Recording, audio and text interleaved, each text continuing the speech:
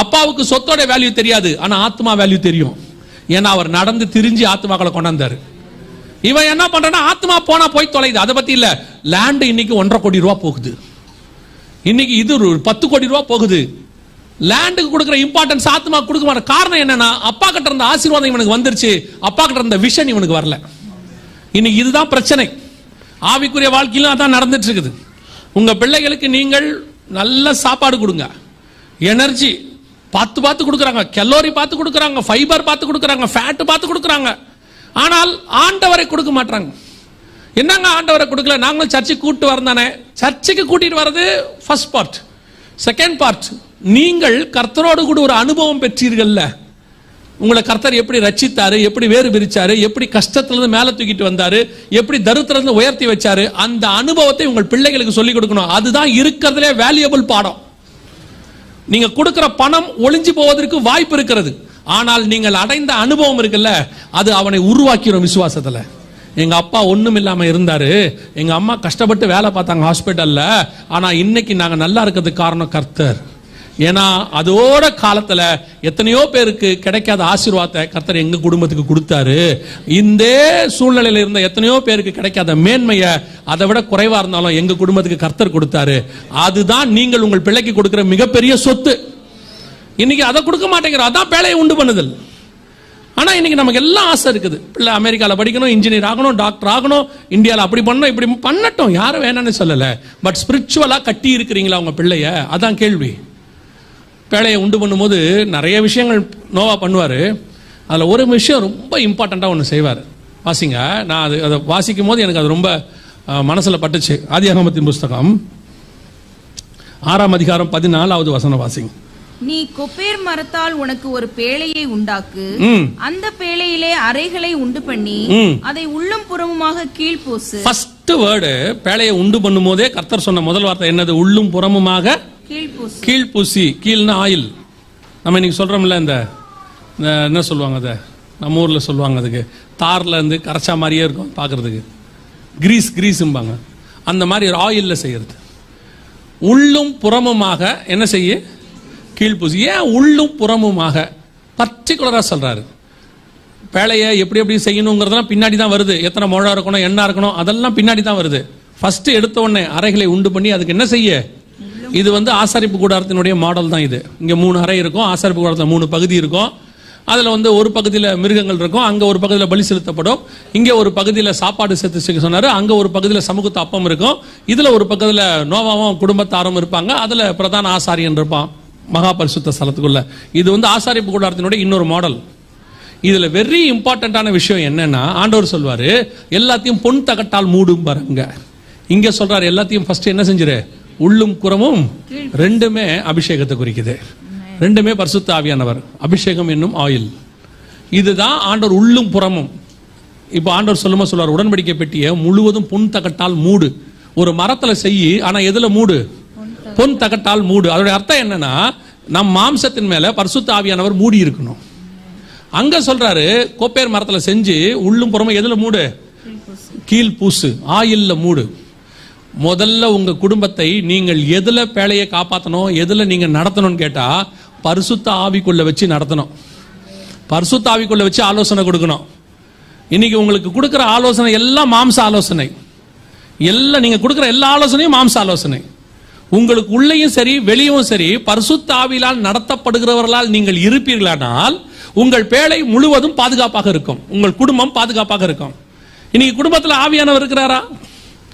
ஆவியானவர் உங்க பிள்ளைகள் 13 வயசு ஆகி போச்சு, சபை 13 வயசு கூட அவசியமே இல்லை. நான் சொல்லுவேன், உங்க பிள்ளைகளை சபை கூட்டு வந்து பாருங்க.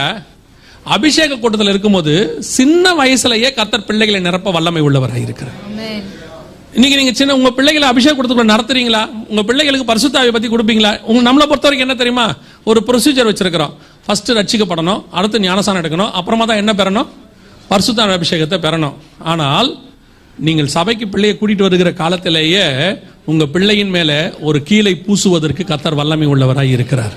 உங்கள் குடும்பத்தின் மேல அந்த அபிஷேகத்தை பூசுவதற்கு வல்லமை உள்ளவராய் இருக்கிறார். இன்னைக்கு நாம அந்த பரிசுத்தாவியினுடைய பாதுகாப்புல குடும்பம் கிடையாது. அதான் இங்க பிரச்சனை. இங்க என்ன பாதுகாப்புல இருக்குது குடும்பம்? இன்னைக்கு எதிர்காலம் பணத்துல பாதுகாப்பா இருக்கு, நல்ல வேலையில இருக்கு, சேர்த்து வச்சிருக்கிறதான சொத்துக்கள்ல இருக்கு. இதுல தான் குடும்பம் ஸ்டெபிலிட்டியா இருக்குன்னு நாம நினைச்சுக்கிட்டு இருக்கிறோம். இப்பவும் சொல்றேன், இது எல்லாம் ஒளிந்து போக வாய்ப்பு இருக்கிறது. ஆனால் உங்களையும் என்னையும் கரம் பிடித்த கர்த்தர் விடுவதற்கு வாய்ப்பே கிடையாது. அவர் நம்மை மூடி இருப்பாரானால் எந்த சூழ்நிலையும் காப்பாற்றி கொண்டாந்துருவார். எல்லாத்தையும் இப்ப பாருங்க, ஆபிரகாமுடைய ஆசீர்வாதமும் ஈசாக்குடைய ஆசீர்வாதமும் யாக்கோபுடைய ஆசீர்வாதம் நம்ம பேசுறோம், முற்பிதாக்கள் ஆசீர்வாதம் சொல்றோம். இதை நம்ம என்ன நினைச்சுக்கிறோம்னா, நம்ம ஆபிரகாமின் ஆசீர்வாதம் புறஜாதியாருக்கு வரும்படிக்கு கலாத்தியர்ல சொல்லி இருக்குது. அதனால ஆபிரகாம் தேசத்தை சுதந்திரித்தார், நம்மளும் தேசத்தை சுதந்திரிப்போம். எத்தனை பேர் தேசத்தை சுதந்திரிச்சிருக்கிறீங்க சொல்லுங்க? நீங்க யாராவது ஆபிரகாம் சுதந்திரிச்ச மாதிரி தேசத்தை சுதந்திரிச்சிருக்கிறீங்களா? இது வரைக்கும் ஆபிரகாம் 4 நாட்டை சுதந்திரிச்சாரு. அவர் கொடுத்த எல்லைகள் அவர் சந்ததியா சுதந்திரிச்சாங்க. நம்ம யாராவது சுதந்திரிச்சிருக்கோமா நாட்டை? நம்மளை பொறுத்த வரைக்கும் 1200 ஸ்கொயர் ஃபீட்டு, மிஞ்சி போச்சுன்னா 2400 ஸ்கொயர் ஃபீட்டு, அதையும் மிஞ்சி போச்சுன்னா ஒரு 1/2 ஏக்கர் இல்ல 1 ஏக்கர். கர்த்தர் தேசத்தை சுதந்திரிப்பேன் என்று சொன்னார். கால் மிதிக்கும் தேசத்தை கர்த்தர் கொடுப்பார். ரப்பர் தோட்டத்தில் 1 ஏக்கரை வாங்கும்படி கர்த்தர் கொடுத்தார். இதான் நீங்க கால் மிதித்த தேசத்தை சுதந்திரிச்சது. ஆபிரகாம்கிட்ட போய் சொன்னோம்னா அப்படியே திரும்பி பார்ப்பான். நான் வச்சிருக்கிற மக்கபேலா கோபா இதை விட பெருசும்பான். வாங்கின கல்லறை இருக்குது, அது அவ்வளவு பெருசு. நம்ம அதை விட சின்னதை வச்சுக்கிட்டே ரொம்ப பெருமை பாராட்டிட்டு இருக்கோம். அவன் சொல்லுவான், நான் ஃபர்ஸ்ட் வாங்கின கல்லறையே இதை விட பெருசும்பான். அப்ப இது எதை குறிக்குது? ஆபிரகாமின் ஆசீர்வாதம் நமக்கு சேர்றதுங்கிறது எதை குறிக்கிறது? வேர்ல்ட்ல உள்ளதை குறிக்குதானா? அது இஸ்ரவேல் இருக்கு, அவனை விட்டுருங்க. ஆபிரகாமின் ஆசீர்வாதங்கள் கிறிஸ்து இயேசு கிறிஸ்துவின் வழியாக புறஜாதியாருக்கு வர்றதுன்னா எதை குறிக்குது? எதை பத்தி ஆண்டவர் சொல்றாரு? இப்போ ஆபிரகாம் செல்வ சீமானாக இருந்தார்னு பைபிள் சொல்லுது. அப்படிதானே சொல்லுது? செல்வ சீமானாக இருந்தார். அப்ப ஆபிரகாம் தனக்கு உண்டான எல்லாவற்றையும் யாருக்கு கொடுத்தார்? ஈசாக்கு கொடுத்தார்னு வசனம் சொல்லுது.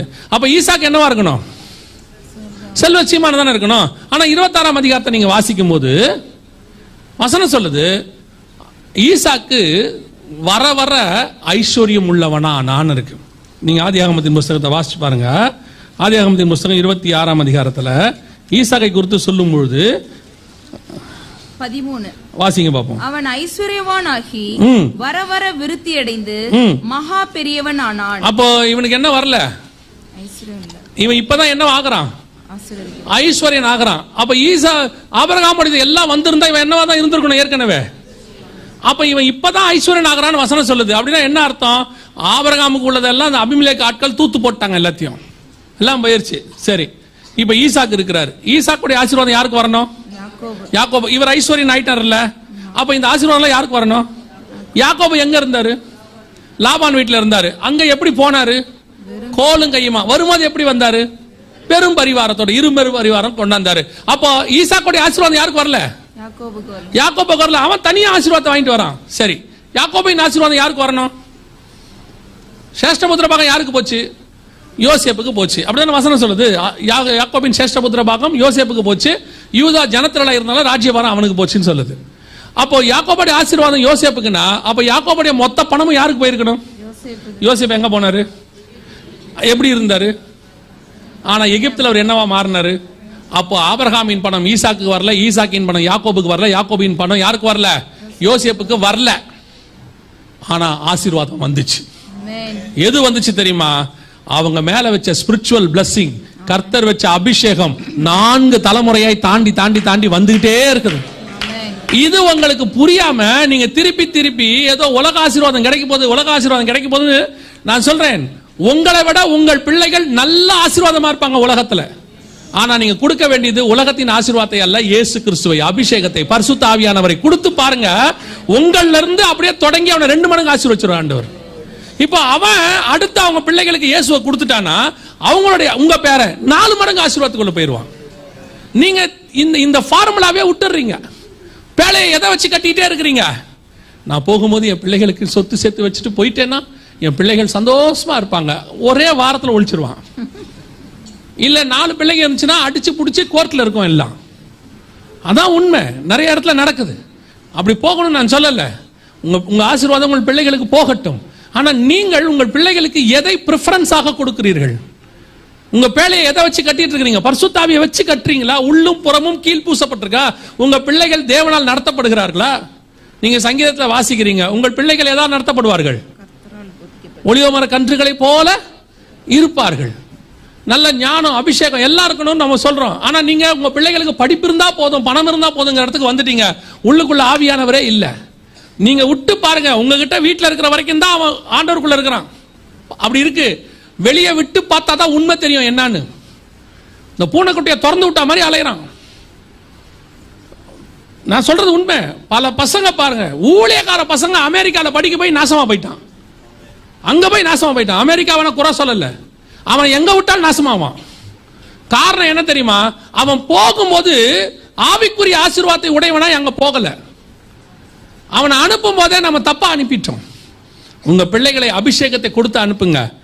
சின்ன பிள்ளையா இருக்குது, சின்ன பிள்ளையாவே இருக்கட்டும், ஆவியானவர் நிரப்ப வல்லமை உள்ளவராக இருக்கிறார். எந்த பிள்ளைகளையும் ஆவியானவர் நிரப்புவார். உங்கள் குடும்பம் கீழ்பூசப்பட்டதான காரியமாக இருக்கணும். இப்ப அடுத்து அதை விட ரொம்ப முக்கியமானது பாருங்க, தான் பிள்ளைகளுக்குள்ள அந்த விஷனை கொண்டு போனால பிள்ளையை கட் பண்றதுக்கு, அதை தாண்டி அவன் அதை யாருக்குள்ள கொண்டு போனான் தெரியுமா? மருமகள்மார்களுக்கு கொண்டு போனான். இவன் வித்தே கிடையாது. இவங்க எங்க இருந்து வந்தவங்க? இவன் மட்டும்தான் நீதிமான். இவங்க வேற எங்க இருந்தோ வந்திருக்கிறாங்க, கொண்டாந்துருக்கிறாங்க. ஆனா எப்படி இவன் விஷன் அவங்களுக்குள்ள போச்சு? 4 ஃபேமிலி, நோவா, அவன் மனைவி, 3 பசங்க, அவங்க 3, இந்த 4 ஃபேமிலியும் சேர்ந்து ஒரு பேழையை கட்டுது பாருங்களேன். இன்னைக்கு உங்களால முடியுமா? யோசித்து பாருங்க. வாய்ப்பு இருக்குதா? ஒரு சர்ச்சை ஒரு பாஸ்டரும் அவர் மனைவியும் மகனும் மருமகளும் நடத்துறதே கஷ்டம். இன்னைக்கு கஷ்டம். ஒரு ஆவிக்குரிய குடும்பத்தை புற ஜாதியாருக்குள்ள இருக்கிற ஒரு மனம் கூட இன்னைக்கு எங்க கிடையாது? சபைகளுக்குள்ள கிடையாது. புற ஜாதியார் கூட்டு குடும்பமா இருக்கான். அவன் இருக்கான், அப்பா அம்மாவை பார்க்கறான், பிள்ளைகளை பார்க்கறான், எல்லாம் சேர்ந்து ஒரு காரியத்தை செய்யறாங்க. ஒரு இந்த போண்டா பஜ்ஜி இதெல்லாம் ரோட்ல போடுவாங்க பாருங்க. ஒரு கடையை பார்த்தேன், எனக்கு ஆச்சரியமா இருந்துச்சு. அந்த பாட்டிமாவுக்கு வந்து அதை போடுறக்கூடியதானே நல்ல டேலண்ட் இருக்குது. அவங்க பையன் அதை விற்கிறாப்புல நின்று, அவர் மனைவி கூட நின்று மடிச்சு கொடுக்குறாங்க. பசங்க அந்த சாப்பிட்டு போகிற பிளேட்டெல்லாம் எடுத்து தூக்கி போட்டு க்ளீன் பண்ணுறாங்க. கிட்டத்தட்ட ஒரு 6-7 பேர் ஃபேமிலியில் உள்ளவங்க சேர்ந்து என்ன செய்கிறாங்க? நீங்கள் அந்த வேலை நம்ம பிள்ளை செய்ய வேணாம், உங்கள் வீட்டில் இருக்கிற பிளேட்டை எடுத்து உங்கள் பிள்ளையை மட்டும் போட சொல்லுங்க பார்ப்போம். நீங்கள் சபையில் ஒரு வேலையை செய்ய சொல்லுங்க பார்ப்போம். இன்னைக்கு நம்ம பிள்ளைகள் செய்தா அது படுத்த துணியை எடுத்து அதுவே மடிச்சு வைக்க மாட்டேங்குது. அது சாப்பிட்ட பிளேட்டை அது கொண்டு போய் கழுவ மாட்டேங்குது, அது கொண்டு போய் போட மாட்டேங்குது. கழுவுறத கூட விடுங்க, கொண்டு போய் போடுதா. இன்னைக்கு நமக்குள்ள ஒரு வருமானம் இருக்குதா சொல்லி பாருங்க, சண்டை வந்துடும் உடனே வீட்டில். அது முடியாது, இது முடியாது. இன்னைக்கு குடும்பம் பேழை கட்டக்கூடிய இடத்தில் இல்லை. இன்னைக்கு குடும்பத்தோட விஷன் எப்படி மருமகள்கிட்ட போகுது, எப்படி கொண்டு போகுது? 100 வருஷம் போயிருக்கு இந்த தரிசனம். இன்னைக்கு உங்களால் கொண்டு போக முடியுமான்னு பாருங்க. எத்தனை குடும்பங்கள் டிவோர்ஸ்ல நிற்கிது தெரியுமா? கிறிஸ்தவ குடும்பங்கள் வேதத்தை கையில் வச்சுக்கிட்டு சபையில் பைபிள் மாற்றி ஊழியக்காரனுக்கு முன்னாடி உறுதிமொழி கொடுத்தவங்க ஜட்ஜுக்கு முன்னாடி போய் டிவோர்ஸ் கட்டிட்டு நிற்கிறாங்க. ஏன்? இன்னைக்கு ஒரு 25 வயசு தான் ஆகுது, அவங்களுக்குள்ள என்ன வர மாட்டேங்குது? ஒன்னஸ் வர மாட்டேங்குது. சின்ன பிரச்சனை உடனே முடியாது, சான்ஸ் இல்லை, வாய்ப்பே இல்லை. எப்படி இப்போ 4 தலைமுறையை கொண்டாடுறது, உள்ள 4 குடும்பத்தை எப்படி உள்ள கொண்டாடுறது, பேழையை கட்டுறது? 4 குடும்பங்கிறது சாதாரணமான விஷயம் இல்லை, அதுக்கு பின்னாடி வேறொரு ஆவிக்குரிய சத்தியம் இருக்கு. 4 என்பது மிக முக்கியமான திட்டம், தேவனுடைய திட்டம். இன்னைக்கு நம்ம அதை செய்கிறோமா? நம்ம குடும்பங்களுக்குள்ள அது வருதா? உங்களுடைய விஷயம் உங்கள் பிள்ளைகளுக்குள்ள கொண்டு போக முடியுதா? உங்கள் பிள்ளைகளுடைய விஷயம் உங்கள் மருமகளுக்குள்ள கொண்டு போக முடியுதா? எல்லாரும் சேர்ந்தாதான் ஒரு பேழையை கட்ட முடியும். அத்தனை பேரும் சேர்ந்தாதான் ஒரு சபையை கட்ட முடியும். இன்னைக்கு சபைகளுக்குள்ளே ஒரு மனம் இல்லை, குடும்பத்துக்குள்ள ஒரு மனம் இல்லை. நோவாவால் அங்கே கொண்டு போக முடிஞ்சிச்சு, ஆனால் இங்கே முடியல. இன்னைக்கு கடைசி காலத்தில் இப்போ சொல்லுங்க, நோவா பேழையை கட்டினானுங்கிறது சாதாரணமான விஷயமே இல்லை. இன்னைக்கு உங்களால் முடியாது, இன்னைக்கு நம்மளால சான்ஸே இல்லை. 100க்கு ஒருத்தர். எனக்கு ரொம்ப மதுரையில் ஐயா இருக்கிறாங்க, சீனியர் பாஸ்டர் ஒருத்தர் இருக்காங்க. அவங்க அழகாக சொல்லுவாங்க, அவங்க மனைவியை கல்யாணம் பண்ணும்போது அவங்க கேட்டாங்களா மனைவிகிட்ட, 7 குழந்தை எனக்கு வேணும், உன்னால் முடியுமான்னு கேட்டாங்களாம். கல்யாணம் பண்ணும்போது கேட்டாங்களாம். இப்போல்லாம் கேட்டாலே கல்யாணம் நடக்காது, வேலை முடிஞ்சிச்சு, அவ்வளோதான், வாய்ப்பு போவார். அவர் கேட்டிருக்கிறாரு. அப்போ அம்மா சொன்னாங்களாம், நான் அவங்கள போய் பார்த்தேன் அம்மாவை. அம்மா சொன்னாங்களா ஓகேன்ட்டாங்களாம். முதல்ல அங்கேயே சக்ஸஸ் ஆயிடுச்சு குடும்பம். ஓகேன்னு சொன்னதுலேயே என்ன ஆயிடுச்சு? சக்ஸஸ் ஆயிடுச்சு. 7 பிள்ளைகள், 7 பிள்ளைகளும் ஏதோ ஒரு வகையில் ஊழியத்தில் இருக்கிறாரு. இன்னைக்கு முடியுமா? இன்னைக்கு நம்ம சொல்றத நம்ம பிள்ளைகள் ஊழியத்தில் படிக்கிறாங்க, ஊழியத்துக்கு வருவாங்களா? அந்த தரிசனம் வருமா? தகப்பனுடைய தரிசனம் யாருக்குள்ள வருது?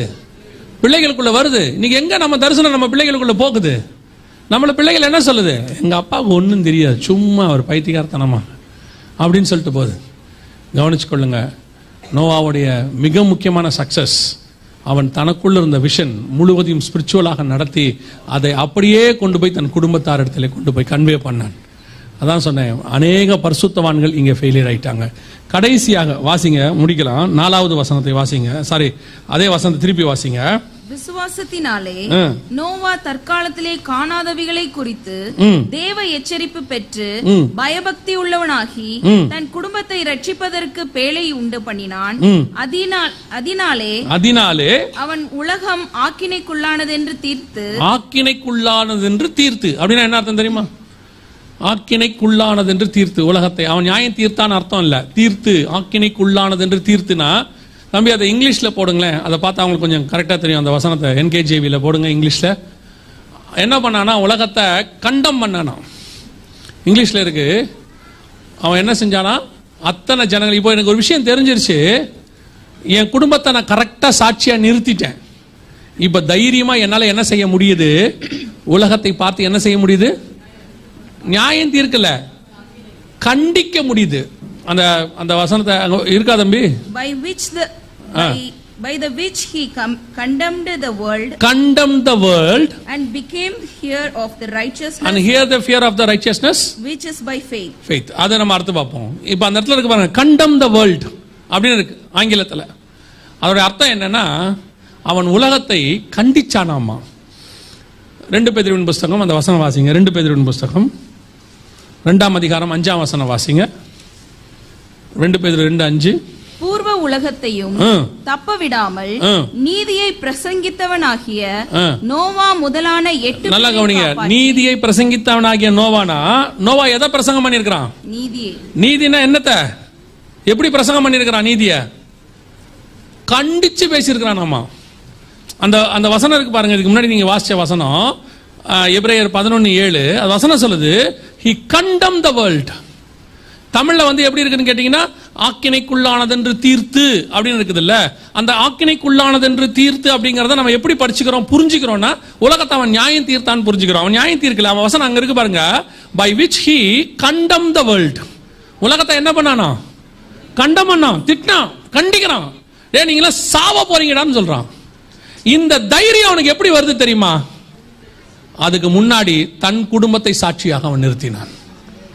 நான் பிரசங்கம் பண்றதுக்கு முன்னாடி என்னுடைய சாட்சி வெரி இம்பார்ட்டன்ட். எனக்கு அந்த சாட்சி இருந்தால் தான் என்னால தைரியமா என்ன செய்ய முடியும், அதை சொல்ல முடியும். பாருங்க என்ன சொல்லுவான். பல நேரங்களில் ஊழியக்காரர்கள் எங்க தலை குனிறாங்க தெரியுமா, எங்க அவங்க ஊழியம் ஃபெயிலியர் ஆகுது தெரியுமா? அவங்களுடைய விஷன் அவங்க பிள்ளைகளுக்குள்ள போகாததுனால, பிள்ளைகள் தேவனை விட்டு போகும் பொழுது அவர்கள் சொல்லுகிற வார்த்தை மரியாதை இல்லாம போயிடுது. ஒரே வார்த்தையில பிசாசு ஒழிச்சிடறான். என்ன சொல்றான்? அவர் பசங்களே சரியில்லை, வேலை முடிஞ்சு. அவர் குடும்பமே சரியில்லை, வேலை முடிஞ்சு. அதைத்தான் சொல்றேன். இன்னைக்கு ஆவிக்குரிய வாழ்க்கையில் இருக்கிற நீங்கள் உங்கள் குடும்பத்தை கர்த்தருக்குள் கட்டாமல் நீங்க எத்தனை பேருக்கு என்ன சுவிசேஷம் சொன்னாலும், எப்படி சாட்சியா நீங்க போய் பேசினாலும் எடுபடாது. இன்னைக்கு நாம சரியில்லாம நாம மற்றவங்களை போதிக்கிறதுல கண்டிக்கிறதுல ரொம்ப முக்கியம். அதுதான் ரொம்ப இம்பார்ட்டன்ட். நீங்கள் குடும்பத்தை நிறுத்துங்கள், அதே நேரத்தில் தைரியமாய் கண்டனம். அந்த கண்டிக்கிற சுபாவம் எங்க வரும் தெரியுமா? நீங்க இங்க சரியா இருக்கிறீங்கிற எண்ணம் வந்தாங்க தானா வந்துரும். அது எல்லா தீர்க்கதரிசிகளும் போய் இயேசவேல் பந்தியில சாப்பிட்றான். எலியாவுக்கு மட்டும் ஏன் அந்த தைரியம் வந்துச்சு தெரியுமா? எலியா யாருக்குன்னு தெரியாம இயேசவேல் வீட்டில் போய் 7 மணிக்கு மேல சாப்பிட்டு வந்துட்டாருன்னு வச்சுக்கோங்க. அம்மா உங்களுக்கு எனக்கு பிரச்சனை இல்லைம்மா, ஆனா வெளியே வந்து பேசுறாருன்னு வச்சுக்கோங்க. அந்த தைரியம் அவருக்கே வராது. தைரியம் என்ன செய்யாது, அவருக்கே வராது. ஆட்டோமேட்டிக்கா அவருக்கு என்ன வந்துடும், உள்ளுக்குள்ள ஒரு பயம் வந்துடும். உங்க அபிஷேகத்துல தைரியம் எப்போ வரும் தெரியுமா? நான் என் அளவில், இங்க யாரும் பர்ஃபெக்ட் கிடையாது, இயேசு கிறிஸ்து மாதிரி ஒருத்தரும் பர்ஃபெக்ட் கிடையாது. நான் ஃபாலோ பண்ற உபதேசத்தில் நான் பர்ஃபெக்டா இருக்கிறேங்கிற எண்ணம் வந்தா போதும், you will be stand for the witnessing, you will stand for the testimony for the God. அந்த தைரியம் வந்துடும். இன்னைக்கு அந்த தைரியம் ஏன் வரமாட்டேங்குது? பல நேரங்களில் சில பாவங்கள் நமக்கு வெளியே தெரியாததுனால நாம வெளியே கொஞ்சம் அப்படியே கௌரவமா அப்படியே அலைஞ்சிட்டே இருக்கிறோம். நான் சொல்றேன், அந்த பாவத்தை நீங்க விட்டுருங்க, அந்த பாவத்துல இருந்து வெளியே வந்துருங்க. உங்களை அறியாமலேயே ஒரு ஸ்பிரிச்சுவல் தைரியம் உங்களுக்கு வரும். யார் என்ன செய்ய முடியும், பேசிட்டு போவோம், உள்ளதை சொல்லுவோம், சத்தியத்தை சொல்லுவோம். அதுக்கப்புறம் அவன் பேசுனது அதுக்கு மிஞ்சி பாவமாயிருக்கும். அவன் பேசுறானா பேசிட்டு போட்டோம், இல்லாததை பேசினா. எனக்கு ஒரு பரிசுத்தவன் சொல்லி கொடுத்தார், நாகர்கோயில்ல ஆசாரி பள்ளத்தில் இருக்கிறாரு. ஒரு 73 வயசு ஆச்சு அவருக்கு. அந்த பரிசுத்தவன் சொன்னார், ஒரு தடவை அவரை போய் பார்க்கும்போது, இந்த மாதிரிலாம் பேசுறாங்க பாஸ்டர், சில காரியங்கள்லாம் இல்லாத காரியங்கள்லாம் பேசுறாங்க அப்படின்னும் போது அந்த பரிசுத்தவன் சொன்னார், பாஸ்டர் இப்போ நீங்கள் அந்த விஷயத்தை செஞ்சீங்களா அப்படின்னாரு. இல்லை பாஸ்டர். அப்புறம் என் கூட போறீங்க? 2 விஷயம்தான் அப்படின்னாரு. ஒன்று, செஞ்சிட்டீங்களா? ஒரு வேலை செஞ்சிட்டீங்களா? அதை விட்டு வெளியே வந்துருங்க. மன்னிக்கிற தேவன் ஒருத்தர் இருக்கிறாரு, மன்னிப்பு கேட்டு திருப்பி அதை செய்யாதீங்க. ஒரு வேலை செய்யலையா, தைரியமா இருங்க, உங்களுக்காக தேவன் வழக்காடுவார்.